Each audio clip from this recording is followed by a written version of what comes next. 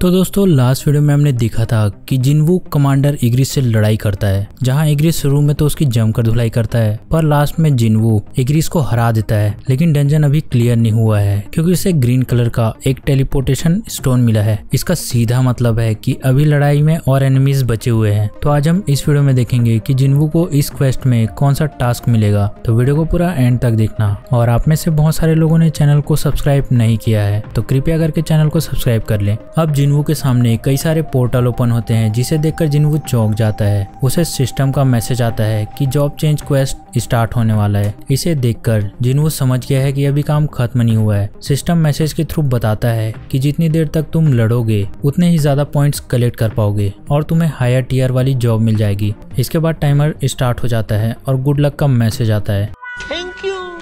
अब उन पोर्टल से बहुत सारे नाइट्स निकलते हैं जो जिनवू की बैंड बजाना चाहते हैं। इन्हें देखकर जिनवू कहता है कि मैं अभी जिस कंडीशन में हूँ इन लोगों को आराम से निपटा सकता हूँ। शुक्र है ये लोग इग्रिस के लेवल पे नहीं है, नहीं तो मेरी हालत खराब हो जाती। जिनवू जितने ज्यादा पॉइंट्स कलेक्ट करेगा उतने ही ज्यादा चांस होंगे कि उसे एक हायर रैंक वाली जॉब मिल जाए। अब सभी नाइट्स जिनवू की तरफ धीरे धीरे बढ़ रहे हैं। जिनवू के पास अब सिर्फ 390 माना बचे हैं। वो स्टील्थ यूज करता है जिसके कारण उसके 200 माना खर्च हो जाते हैं और स्टील्थ को मेंटेन रखने के लिए 1 सेकंड में 1 माना खर्च होगा, जिसके कारण जिनवू सिर्फ 3 मिनट तक स्टील्थ यूज कर सकता है। सभी नाइट्स जिनवू को ढूंढ रहे हैं पर वहां पर मैजिशियन भी है जो डिटेक्शन स्किल यूज करके जिनवू के स्टील्थ को नलीफाई कर देते हैं, जिसके कारण जिनवू अब मुसीबत में पड़ गया है। सभी नाइट्स जिनवू को देख लेते हैं और उस पर अटैक कर देते हैं। जिनवू बचने के लिए ब्लड लस्ट एबिलिटी एक्टिवेट करता है और अपने आसपास के नाइट्स को दूर फेंक देता है। ब्लड लस्ट के कारण नाइट्स के स्टैट्स 50% डाउन हो जाते हैं, पर इसमें भी एक दिक्कत है। ब्लड लस्ट एबिलिटी 100 माना कंज्यूम करती है, जिसके कारण जिनवू को सिर्फ एक चांस मिलेगा लड़ाई करने के लिए। इसलिए वो 1 मिनट में कई सारे नाइट्स को निपटाने की कोशिश करता है, पर नाइट्स की संख्या इतनी ज्यादा है कि जिनवू उनसे लड़ाई नहीं कर पा रहा। नाइट्स के हमले के कारण जिनवू की एचपी 1036 पॉइंट्स में आ चुकी है, जिसके कारण उसकी प्रिजर्वेंस एबिलिटी एक्टिवेट हो जाती है और उसका डैमेज रिडक्शन कम हो जाता है। जिनवू सोच रहा है कि उसने इस फाइट को लाइटली ले लिया और अब माना खत्म होने के कारण वो कोई और भी स्किल यूज नहीं कर पा रहा है। अब जिनवू फैसला करता है कि मेरे करंट लेवल के हिसाब से ये फाइट बहुत ही मुश्किल हो चुकी है। अगर मैं हार्थ स्टोन यूज करूंगा तो इसका मतलब मैं गिव अप कर दूंगा। जिनवू ऊपर टाइमर को देखता है। इग्रिस को हराने के बाद अभी तक 5 मिनट हो चुके हैं और अब जिनवू गिव अप नहीं करना चाहता। एक नाइट उसे हैमर से जोरदार मारता है जिससे जिनवू गिर जाता है। सभी नाइट्स ने जिनवू को घेर लिया है। वो उठकर खड़ा हो जाता है और कहता है कि मैं इस कीमती मौके को हाथ से नहीं जाने दे सकता और नाइट्स पर हमला करने के लिए कूद पड़ता है। जिनवू का निकनेम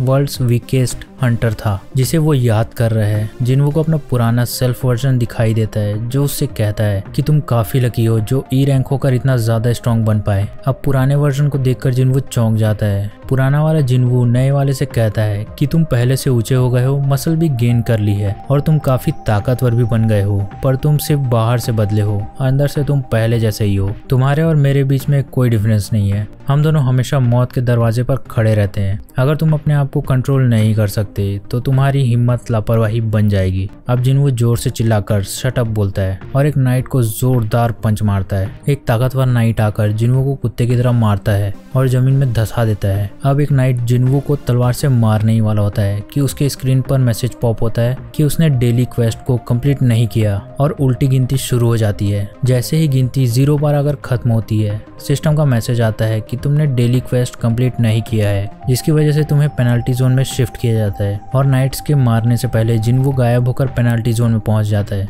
जिनवू देखता है कि वो रेगिस्तान में पहुंच गया है और खुश होता है कि मुझे लगा नहीं था मैं जिंदा बच भी पाऊंगा, क्योंकि उसकी एचपी 93 पॉइंट्स बस बची थी और फटीग का लेवल 91 तक पहुंच गया था। जिनवू स्टोर ओपन करता है और सबसे महंगी वाली पोशन खरीदता है फटीग रीस्टोर करने के लिए। जिनवू ये भी देखता है कि उसकी हेल्थ पोशन पीकर रीस्टोर नहीं हो सकती। इसका मतलब हेल्थ नेचुरली अपने आप रीस्टोर होगी। जॉब चेंज क्वेस्ट डंजन का तो पता नहीं, पर जिनवू पेनल्टी जोन में लेवल अप करके एचपी रीस्टोर कर सकता है। पर क्या वो पेनल्टी जोन के मॉन्स्टर्स को मारकर लेवल अप कर सकता है? अब बहुत सारे सैंडवॉर्म जिनवू के सामने आ जाते हैं जिन्हें वो एक एक करके मारना शुरू करता है। पेनल्टी जोन में 4 घंटे का टाइमर लगा है जो शुरू हो जाता है। जिनवू ये भी कहता है कि अगर पेन मुझे मार नहीं सकती तो वो मुझे और ज्यादा ताकतवर बनाएगा। दूसरी तरफ सीन चेंज होता है और जिनवू की सिस्टर आधी रात को जाग गई है। वो घड़ी को देखती है जिसमें 3:40 हो रहे हैं, मतलब जिनवू आज लेट लेट हो गया है घर आने में। कल उसकी पेरेंट्स टीचर मीटिंग है जिसमें जिनवू को आना ही पड़ेगा। अब सीन वापस पेनाल्टी जोन में आता है जहां 15 मिनट बस बचे हैं। अभी जिनवू सैंडवॉर्म्स को कंटिन्यू मार रहा है और लेवल अप करते जा रहा है।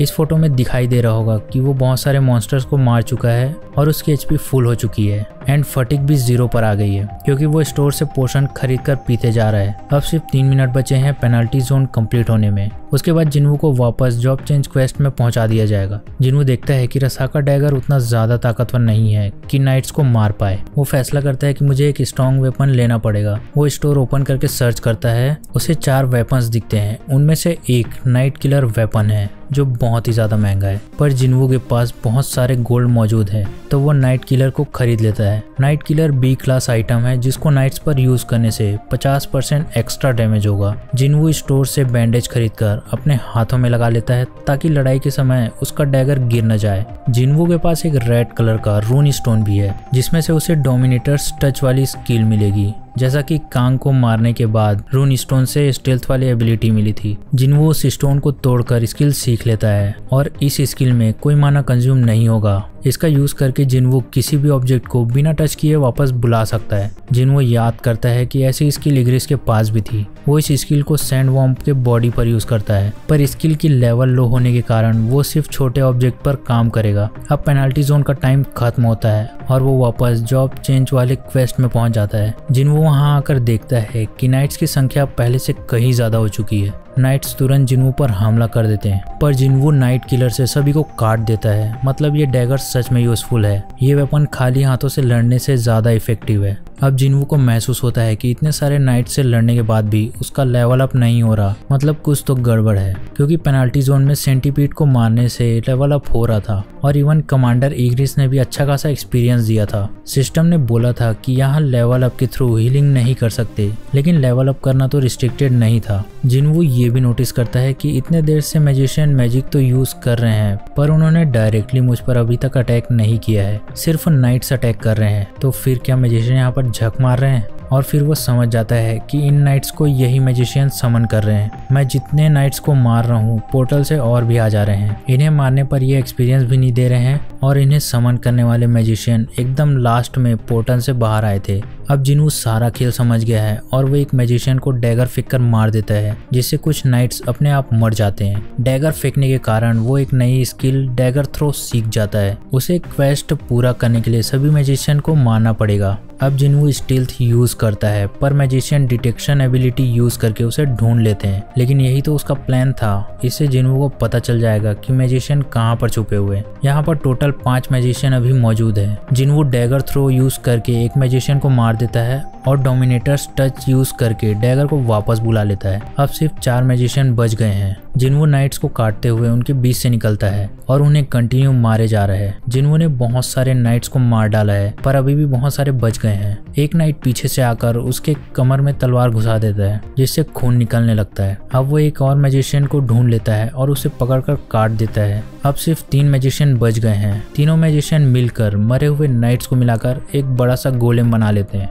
ये गोलेम साइज में काफी बड़ा है और जिनवू पर पूरी की पूरी छत गिरा देता है, लेकिन जिनवू डॉज कर लेता है और स्पीड से जाकर उन तीनों बचे हुए मैजिशियन को मार डालता है, जिससे सारे नाइट्स अपने आप मर जाते हैं। जिनवू कहता है कि गोलम बनाने के कारण उन्हें एक साथ आना पड़ा, जिसके कारण मेरा काम और भी ज्यादा आसान हो गया। जिनवू ऊपर से टाइमर को देखता है जिसमें 4 मिनट 29 सेकंड हुए हैं। सिस्टम का मैसेज पॉप होता है कि सभी मॉन्स्टर्स मर चुके हैं, तो क्वेस्ट पूरा होता है। तुम अपने जमा किए हुए पॉइंट्स के हिसाब से क्लास चूज कर सकते हो। जिनवू सोच रहा है कि मैं डैगर यूज करता हूँ तो हो सकता है कि मुझे असासिन क्लास मिले। सिस्टम का मैसेज आता है कि प्लेयर के एक्शन को एनालाइज करने के बाद उसे एक जॉब दे दिया जाएगा, जिसे देखकर जिनवू कहता है कि क्या मुझे चूज करने का मौका नहीं मिलेगा? मेरी हायर स्ट्रेंथ और एजिलिटी को देखकर या तो मुझे वॉरियर मिलेगा या फिर असासिन। चाहे कुछ भी हो, मैं तो स्ट्रॉन्ग बनूंगा ही। अब सिस्टम बताता है कि जहाँ भी प्लेयर जाता है रीपर उसे फॉलो करता है। प्लेयर का रास्ता मरे हुए लोग और ब्लड से भरा हुआ है। प्लेयर के पास स्ट्रेंथ होने के कारण वो टीममेट्स पर कुछ नहीं छोड़ता और अकेले ही जीत हासिल करता है। ये देखकर जिनवू को लगता है कि पक्का उसे वॉरियर क्लास मिलेगा,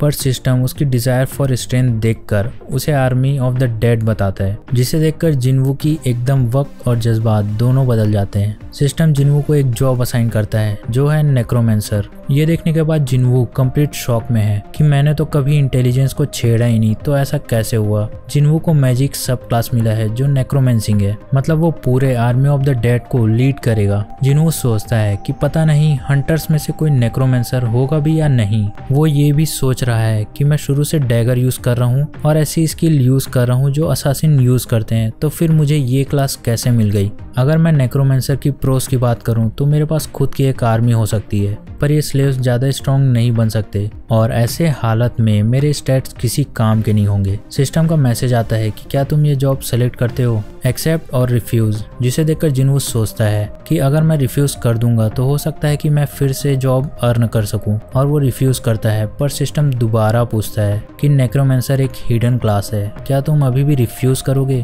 हिडन क्लास सुनकर जिन्वू सोच में पड़ जाता है कि हिडन क्लास मतलब मुझे कोई यूनिक एबिलिटी मिल जाएगी। वहाँ पर एक मैजिशियन का रोप पड़ा हुआ है, जिसे देखकर जिन्वू सोचता है कि इन मैजिशियन के पास भी सेम एबिलिटी थी, मतलब मुझे कोई दिखाना चाहता है कि इस स्किल को कैसे यूज किया जा सकता है। मेरे पास अब फाइटिंग एबिलिटी है, पर इन मैजिशियन के पास नहीं थी। अगर एक मैजिशियन के पास क्लोज कॉम्बैट वाली एबिलिटी हो और वो खुद अपनी आर्मी क्रिएट कर सके, तो वो खुद अपने दम पर बी रैंक और इवन हाई रैंक के डंजन को क्लियर कर सकता है। इस गेम में प्लेयर की एबिलिटी डिपेंड करती है स्किल लेवल और स्टैट्स पे। इसका मतलब समन किए हुए सोल्जर्स भी स्ट्रॉन्ग बन सकते हैं। अब ये सोलो लेवलिंग बिल्कुल नहीं रहा। जिन्वू जॉब को एक्सेप्ट कर लेता है।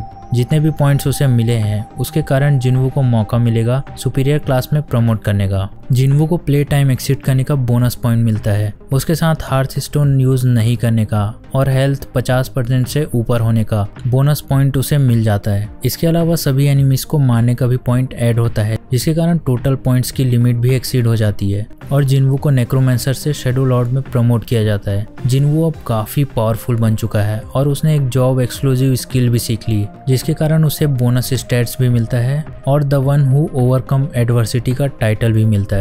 शैडो लॉर्ड में तुरंत प्रमोशन के कारण अब जिन्वू अपने सोल्जर्स को भी प्रमोट कर सकता है। अब जिन्वू को नाइट्स की चीखें सुनाई देती है जो काफी पेन में है। सिस्टम उससे ये भी पूछता है कि शैडो एक्सट्रैक्शन के लिए कोई कमांड फ्रेज सेलेक्ट करना होगा। फिर जिन्वू सोचकर अराइज वर्ड को कमांड फ्रेज रखता है और फिर नाइट्स के शैडो बाहर आ जाते हैं, जिन्हें देखकर जिन्वू कहता है प्रीटी कूल। शैडो एक्सट्रैक्शन से कोई माना कंज्यूम नहीं होगा और समन किए हुए शैडोज को सेव शैडो स्किल से सेव करके रख सकते हैं। मतलब जिन्वू के पास फ्री की आर्मी आ चुकी है। जिन्वू अभी तक टोटल 30 शैडो एक्सट्रैक्ट कर सकता है, पर सिर्फ 20 शैडोज को सेव करके रख सकता है। जिन्वू सोचता है कि क्या होगा अगर मैं किसी ए रैंक या फिर एस रैंक हंटर को शैडो बना लूं। फिर उसकी नज़र इग्रिस पर पड़ती है, जिसका हेलमेट ही एस रैंक का था। अब अगर जिन्वू को एक नया शैडो एक्सट्रैक्ट करना है तो उसे पुराने शैडो को नथिंगनेस के वर्ल्ड में भेजना पड़ेगा, जहां से दोबारा वो वापस नहीं आ पाएगा। अब जिन्वू 11 सबसे कमजोर नाइट्स को हटा देता है और उन्हें सॉरी बोलता है।